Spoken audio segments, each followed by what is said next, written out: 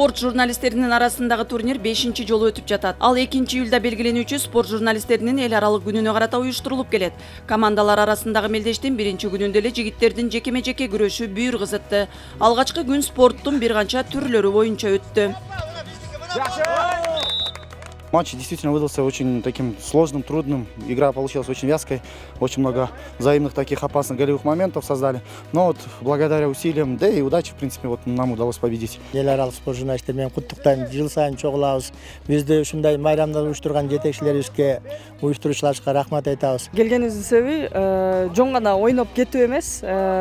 Ушул оюндардын эрежелерин сырттан гана, үстүртөдөн гана көрбөстөн элдерге жеткирүү максатында берген материалдарыбыз аябай мындай эмеси күчтүү болот деп ойлойм да. Республиканын спорт журналисттеринин арасындагы бул мелдеш салтка айлангандыктан катышуучулар жеңишке жетишүү үчүн мыкты даярдыктарды көрүп, ден соолукту чыңдоого өзгөчө маани берип келишет.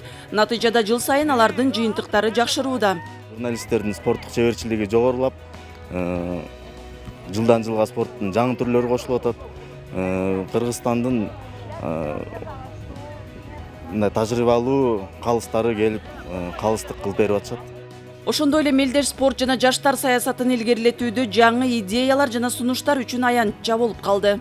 Чогулуштун эң негизги максаты ошо Кыргызстандын спорт журналисттеринин баарын башын бириктирип, кандайдыр бир көйгөй маселелерди карап чыгып, анан биздин ошо спорттогу жетишкендикти, туура эмес иштерди ачык айкын айтып, ошолорго суроолоруна жооп табыш үчүн ушундай жакшы площадканы уюштурганбыз.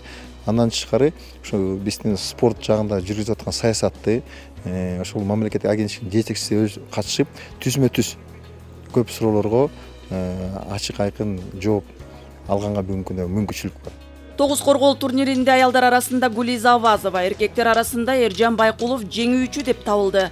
Ал эми Ала Тоо 24 каналынын журналисти Мария Иванова жана Бексултан Мурадилов, Дмитрий Викторов жана Тахир Гафуровтор өздөрүнүн физикалык жактан мыктылыгын көрсөтүштү.